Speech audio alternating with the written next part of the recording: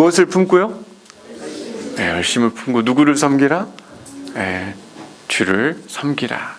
여러분, 누군가에게 뭔가 좀 더 열심히 해, 더 열심히 살아야 돼, 이런 이야기를 만약에 하게 된다면 그 사람이 여러분 기분이 좋을까요? 나쁠까요? 좋을 수도 있고 나쁠 수도 있고. 만약에 여러분에게 제가 여러분 좀 더 열심히, 더 성실하게, 적극적으로 좀 사십시오, 이런 얘기를 하면 여러분 기분이 어떨까요? 지금은 얘기하기 싫은가 봐. 목사님 이렇게 열심히 살고 있는데 더 어떻게 열심히 살라는 겁니까? 아마 여러분들은 그런 생각, 그런 마음으로 오히려 목사님이나 좀 더 열심히 사십시오, 이렇게 얘기하실지 모르겠지만 대부분의 마음속에는 누군가가 나에게 더 열심히 좀 해라, 이런 얘기 들으면 괜히 짜증이 나요, 안 나요? 짜증나죠. 왜? 지금도 열심히 살고 있기 때문에. 더 이상 그런 얘기보단 좀 쉬엄쉬엄 해요. 뭐 인생 뭐 있습니까? 좀 더 여유롭고 편하고 여러분이 좀 더 쉴 수 있는 공간과 환경을 만들며 사세요. 그게 더 좋은 것 같습니다. 이런 얘기 들으면 괜히 마음이 어때요? 편안해 되고 위로가 되고 뭔가 좀 마음이 안정이 되지 않습니까? 여러분, 옆에 있는 사람한테 이렇게 인사하면 좋겠어요. 좀 더 하나님의 평안이 있기를 바랍니다. 우리 인사할까요? 네, 이렇게 인사하면 괜히 좋아지는데 한 번 더 인사할 때는 좀 더 열심을 내십시오. 한번 인사해 볼까요? 시작.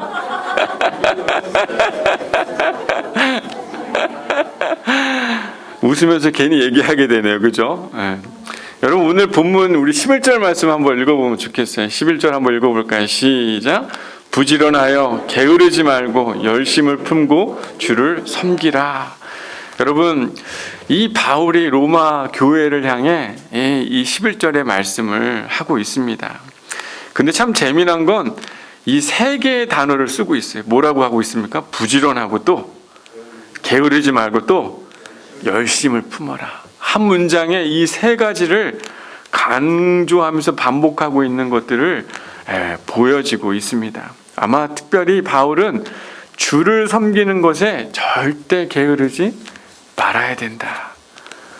부지런하고 게으르지 말고 열심을 품어서 주를 섬겨야 된다라고 이렇게 로마 교회를 향해 얘기를 하고 있습니다.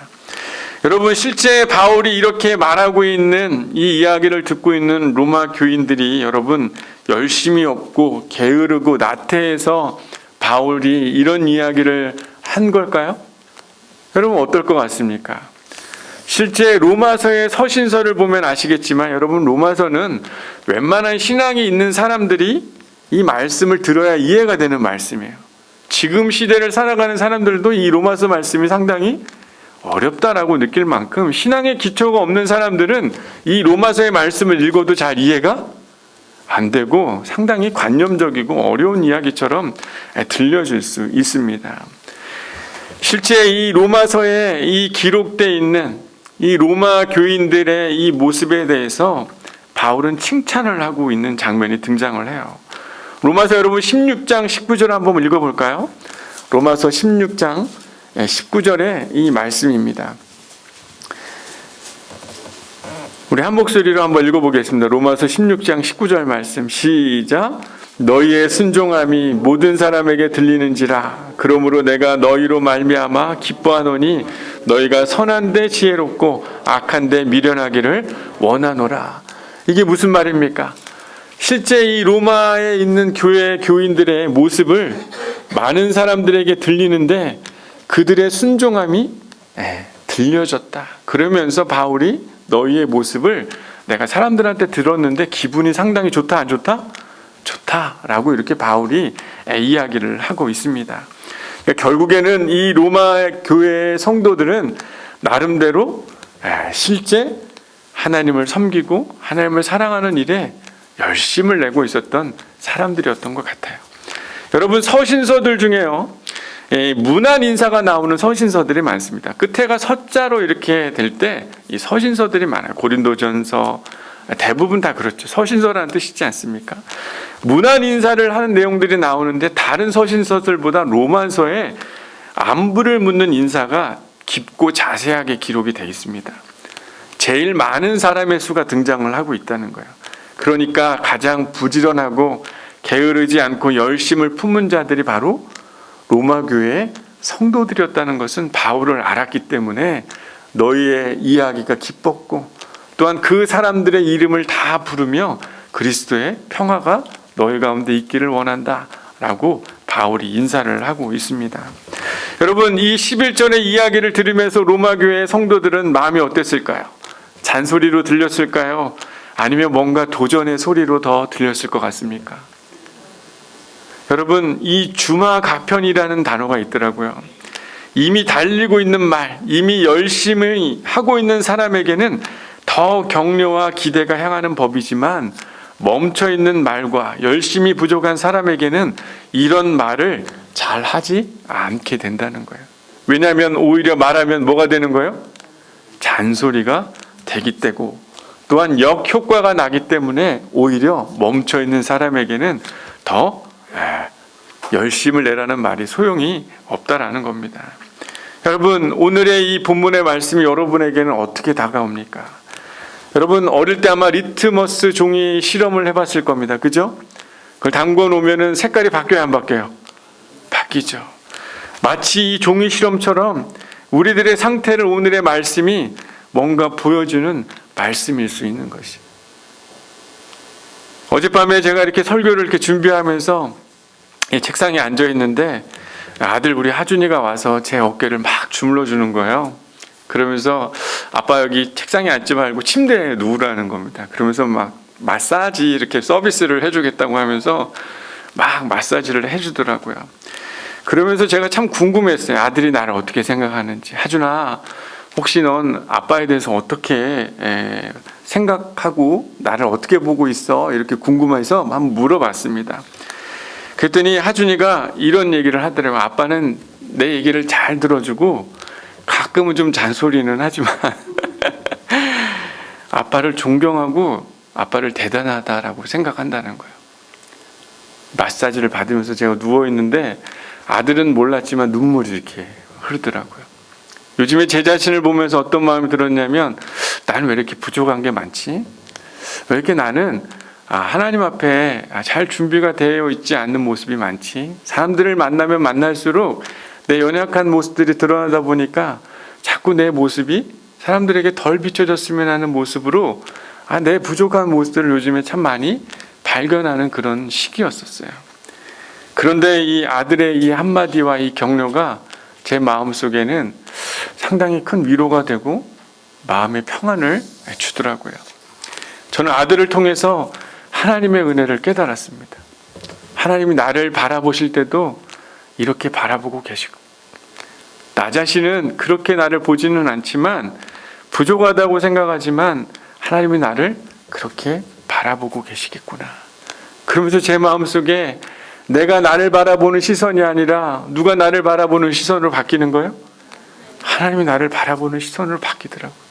그러면서 뭔가 멈추고 좌절했던 그런 내 마음이 바뀌어서 다시 하나님을 위해 무엇인가 할 수 있는 용기가 생기고, 부족하지만 나를 다시 하나님 앞에 드릴 수 있는 그 마음이 마음속에 다시 일어나게 되더라고요.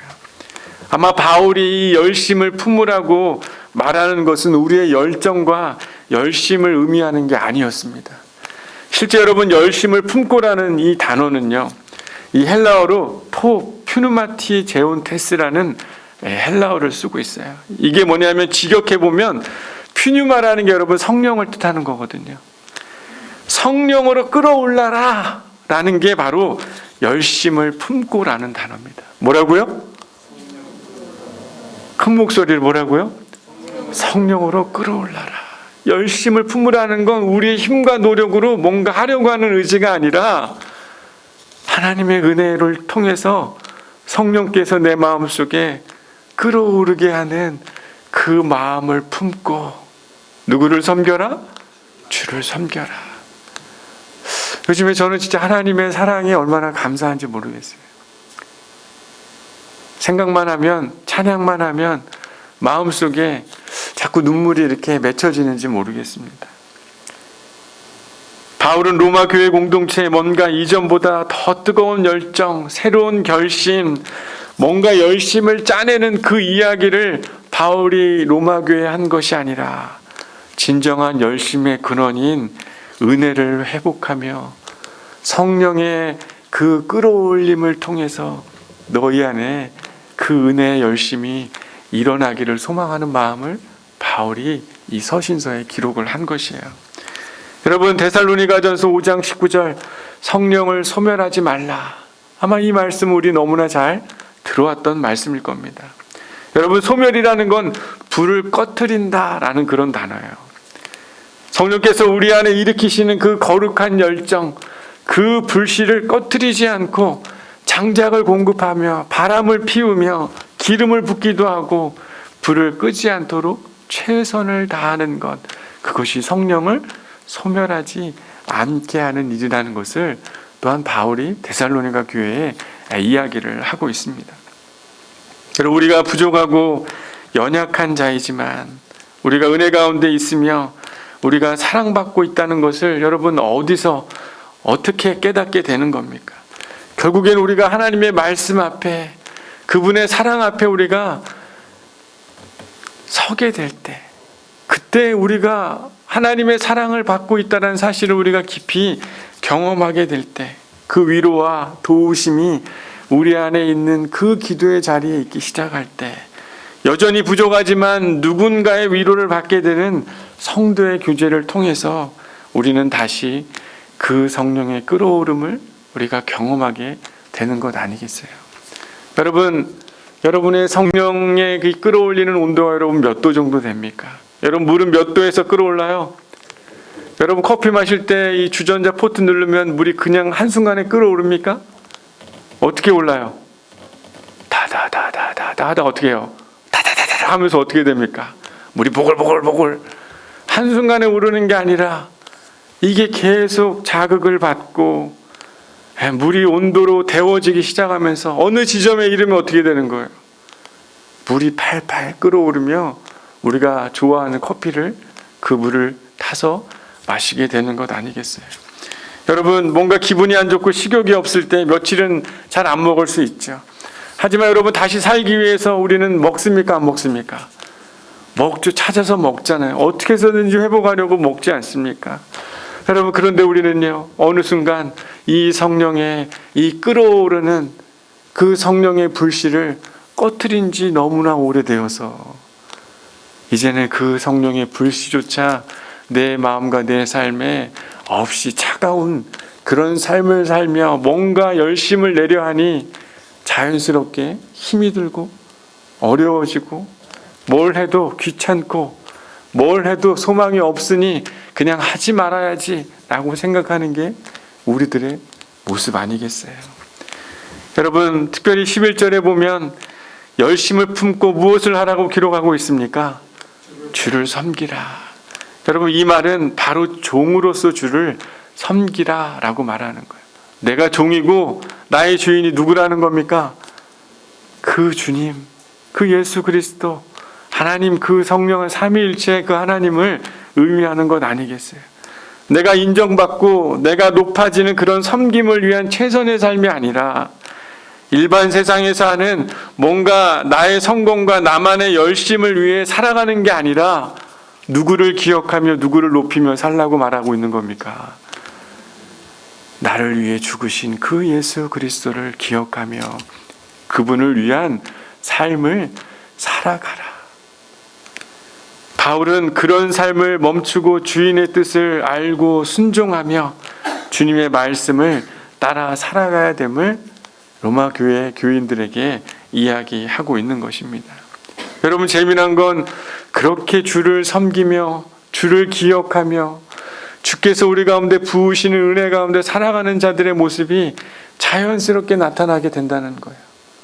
여러분, 이 9절 말씀에 뭐라고 나와 있습니까? 사랑에는 무엇이 없나니 거짓이 없나니 악을 미워하고 선에 속하라. 여러분, 뭔가 선에 속하려고 노력하면 이게 참 힘든 일이죠. 손해 보려고 하는 게 여러분 힘들어요, 안 힘들어요? 힘들지 않습니까? 악한 게 쓰면, 악한 자리에 서면 우리가 뭔가 성공하고 얻을 게 많지만 선의 자리에 서기 위해서는 우리 얼마나 많이 노력해야 돼요. 그런데 참 재미난 건 성령의 끌어올림 가운데 내 삶의 주인이 내가 아니라 주님이 나의 주인이라는 것을 알고 살아가는 자들의 삶의 이 모습 속은 누가 시키지 않아도 어디에 서는 것입니까? 선에 서게 되는 자연스러움들이 있다는 거예요. 그것이 얼마나 기쁘고 얼마나 즐거운지 그 사람만이 경험할 수 있고 알 수 있다라고 기록하고 있는 것입니다. 여러분, 특별히 10절에 뭐라고 나와 있습니까? 형제를 사랑하는 것을 오히려 먼저 하라라고 이야기합니다. 실제로 누군가를 사랑하는 거 쉽지 않습니다. 하나님의 은혜 가운데 있는 자, 말씀을 통해서 실제로 깨달은 자, 기도의 자리를 통해서 하나님의 음성을 듣는 자들이 이 하나님의 은혜로 자연스럽게 형제를 사랑하고 성령의 인도하심을 따라 부지런히 그 일을 하기 위해 내 마음과 내 생각이 그곳에 놓여져 있는 모습으로 드러나게 되는 것 아니겠습니까? 여러분 어떻습니까? 제가 오늘 이야기하는 이 이야기가 마치 나와는 상관없는 먼 이야기이고 마치 맞아, 성령이 함께 하시면 그렇게 되는 일이 맞지 라는 정도로 여러분 생각하고 있다면 여러분의 신앙의 리트머스를 여러분 점검해야 하는 것이, 나의 노력으로 하려니 이게 잘 안 되고 있다면 이게 무엇인가 어디선가 작동이 안 되고 있다는 사실을 우리는 깨달아야 하는 것입니다. 12절에 뭐라고 나와 있습니까? 소망 중에 즐거워하며 환난 중에 참으며 기도에 항상 힘쓰며 하나님 나라에 대한 소망을 두며 살아가는 것, 환난과 어려움이 있다 해도 인내하며 하나님과 이어지는 기도의 자리, 하나님과 함께 이야기를 나누는 소통의 자리를 즐거워하게 된다는 것입니다. 여러분, 성령으로 충만할 때 우리는 자연스럽게 소망이 생기게 되는 것이죠. 그 안에 기쁨이 일어나게 되는 것이, 하나님의 이 천국의 소망이 나의 삶에 정말 기다려지는 삶의 그 증거와 같은 일들이 내 마음속에 가슴을 치며 나타나는 일들이 일어나는 것 아니겠습니까? 14절에 뭐라고 나와 있습니까? 나만을 위한 열심에서 하나님의 나라에 함께 살아가고 있는 이들의 필요를 채우며 식탁의 자리에 초대하는 삶을 자연스럽게 살아가게 될 거야 라고 바울이 알려주고 있는 것입니다. 여러분, 예수님의 사역은요, 가나 혼인 잔치의 사역을 시작으로 해서 예수님 십자가에 죽으시기 전에 제자들과 함께 성만찬으로 음식을 먹고 나누며, 예수님이 부활하시고 나서 제자들 찾아가서 뭘 했습니까? 아침 식사를 차려주며 제자들을 격려했던 것이 예수님의 사역의 아주 큰 일 아니었습니까? 혼자 무엇인가를 드신 것이 아니라 누군가와 함께 식탁에 앉으셨고, 주님의 관심은 우리에게 일용할 양식을 달라고 너희가 함께 기도해야 된다라고 주님은 가르치셨어요. 우리에게 허락하신 매일의 양식을 하나님께 구하며 나의 식탁, 나의 물질에만 관심이 있는 게 아니라 누군가와 함께하는 삶과 믿음을 행하며 살아가는 하늘의 힘을 가질 수 있도록 성령의 끌어오르는 그 열심이 너희 안에 일어나도록 기도해야 된다라고 주님은 제자들에게 가르치셨던 것입니다. 사랑하는 양문교회 여러분, 바울은 로마교회에 열심히 품고 주를 섬기라고 말할 때 로마교회는 그래, 우리가 부족한 것이 뭘까? 어떤 것이 더 열심을 내야 하는가? 어떻게 하면 하나님이 기뻐하실까? 주님이 기뻐하실까? 이런 마음으로 이 본문을 읽었을 것입니다. 혹시라도 우리가 이 세상에 살기 힘든 이 시기에 내 상황과 환경을 몰라주면서 주님의 잔소리처럼 아마 여러분은 들려질지 모를 수도 있을 것 같아요. 하지만 오히려 여러분, 이 잔소리가 우리에게 좋은 기회가 된다는 사실을 여러분 기억해내기를 바랍니다. 그리고 이미 잘하고 있는 이들에게는 더욱 힘찬 격려와 응원의 이야기가 될 줄 믿습니다. 여러분, 그리스도인에게 열심은요, 오직 은혜를 입어야만 하나님의 열심과 성령의 끌어오름이 삶으로 경험되어질 수 있다는 사실을 잊으면 안 되는 것이에요. 여러분, 요즘에 여러분 하나님의 은혜가 있습니까? 여러분 진짜 하나님의 은혜가 있어요. 요즘에 너무 바쁘지 않습니까? 더 바쁘라고 이야기하면 짜증이 날 만큼 여러분을 삶을 잘 되돌아보면 내가 무엇인가 애쓰며 노력하며 살아가고 있는 삶에 우리는 숨가쁘게 살아가고 있지 않습니까? 세상은 그런 사람들을 향해 더 얘기를 하죠. 더 열심히 해. 더 노력해야 돼. 여러분, 요즘에 갈수록 이 세상에 이 파이라고 그러죠. 여러분, 피자를 생각해 보면 이 옛날에는 피자를 조금씩 쪼개서 나눠 먹을 수 있었는데 요즘에는 이 조각 파이들이 더 줄어들고 있어요. 쉽게 생각하면 물질과 이 양들이 줄어들고 있다는 겁니다. 그러다 보니까 그것이 없으면 내가 살기 어려우니까 남의 것까지 어떻게 해야 되는 거예요? 더 뺏어와야, 나라들이 더 경쟁을 해야, 쉽게 생각하면 우리가 살아가고 있는 주변의 사람들과 더 열심히 치열하게 노력해야 그곳에서 살아있을 수 있을 거라는 마음을 가지고 살아가는 시대 가운데 우리가 살아가고 있지 않습니까? 여러분, 하지만요, 이때 우리가 기억해야 하는 건 하나님의 은혜 안에 우리가 더욱더 이때 나아가야 하는 그런 시기라는 사실을 여러분 꼭 기억하기를 바랍니다. 오늘 아침 날씨가 추웠어요? 따뜻했어요? 추웠어요. 봄이 왔는데 갑자기 이렇게 추워질 거라고는 사람들이 생각을 잘 못하게 됐죠. 마치 아까 잠깐 지나가는 얘기 속에 제가 들었어요. 옥수수를 심었는데 큰일이 났다. 물이 얼었는데.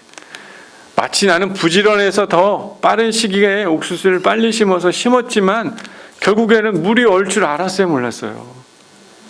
우리의 노력과 우리의 열심이 마치 하나님의 도우심과 은혜가 없이 살아갈 수 없다는 그 사실이 더 크다는 것을 잃어버린다면 우리의 인생은 생각해보면 아무것도, 주의 은혜 가운데 살아가지 않으면 우리의 삶에 그 은혜와 풍성함이 없을 수 있는 인생이라는 사실을 우리는 더욱더 지혜롭게 깨달아야 될 줄 믿습니다. 여러분, 은혜를 회복하기를 소망합니다. 여러분, 은혜를 회복하는 길은 아주 단순해요. 나의 열심을 내려놓고 하나님을 다시 사랑하고 하나님께 나아갈 때 우리는 부족하지만 여전히 우리를 귀히 여기시며 우리를 사랑하시는 하나님의 사랑을 발견하게 될 줄 믿습니다. 저는 사랑하는 이 아들이 저를 이렇게 안마해줬던 그 순간이 저에게는 참 마음에 이 신체적으로 감각이 느껴지더라고요. 그러면서 저도 한번 생각해 봤어요. 내가 아버지를 언제 주물러 준 적이 있나. 그러면서 저도 기억이 나더라고요. 아버지를 이렇게 마사지했던 기억들이 나더라고요. 여러분, 생각해 보면 우리가 작은 이 아이의 손에 그 사랑이 담겨져 있는 이 손길과 입술의 이 고백을 통해서도 우리의 마음속에 큰 위로와 자기 자신을 생각할 수 있는 생각의 변화가 일어났는데, 여러분, 그 하나님의 크신 손과 그 놀라운 사랑의 음성이 담겨있는 그 음성을 들을 때 여러분, 우리의 인생은 변화되고 잃어버린 그 성령을 회복하기 시작하며 다시 이 성령의 끌어오름을 통해서 주를 위한 열심으로 우리의 삶의 놀라운 결실들이 맺어지는 은혜가 우리 안에 있게 될 줄 믿습니다. 은혜를 깨닫게 될 때 우리는 자연스럽게 악을 미워하게 되며 선에 속하기를 애쓰게 되며 작은 것에서도 형제를 사랑하게 되고 현재의 삶의 소망으로 기뻐하는 것이 아니라 다가올 하나님의 나라, 이미 우리 안에 있는 하나님의 나라를 이루어가는 것에 소망을 두며 기도하는 삶을 살게 될 것입니다. 나의 식탁에만 관심 있는 게 아니라 우리에게 일용할 양식을 주옵소서, 기도하라 말씀하신 그 주님의 기도가 이해가 되고 우리의 공동체 식탁을 위해 자연스럽게 기도하게 되지 않겠습니까? 여러분, 주님께 요청하시기를 바랍니다. 성령의 불이 꺼져 있다라고 여러분 솔직하게 고백하면 좋겠어요. 나를 붙들어 주셔서 당신의 은혜를 나에게 더해 주셔서 특별히 하나님의 뜻에 순종하는 진정한 종의 모습으로 회복되어질 수 있도록, 열심을 낼 수 있도록 성령의 끌어오는 그 기쁨이, 은혜가 내 안에 경험되어지기를 여러분 겸손히 구하는 저와 여러분의 이 귀한 한 주가 되기를 소망합니다. 여러분 정말 주의 은혜가 필요한 자가 있으면 한번 겸손하게 한번 손 한번 들어보시겠어요? 요즘에 나의 힘으로 열심히 했는데 잘 안 되더라. 그런 분들이 있으면요, 주님 이 시간 좀 잠깐 기도하면 좋겠어요. 하나님이 여러분 가운데 찾아오셔서 은혜를 주시리라고 믿습니다. 내가 너를 사랑한다라고 여러분의 영혼을 만져주시며 하나님이 여러분을 회복시키실 거라고 믿어요. 주님 필요합니다. 성령의 불이 언제 꺼진지 모른 채 주님 열심히 나의 힘으로 살아가지만 주님 나에게 주의 능력을 더하여 주시고, 이 바울의 이 고백처럼 로마 교회에 이야기했던 이 메시지처럼 내가 살아갈 수 있는 그 은혜를 나에게 주시옵소서. 시간 좀 잠시 같이 기도할까요? 우리 같이 기도할까요? 기도하겠습니다.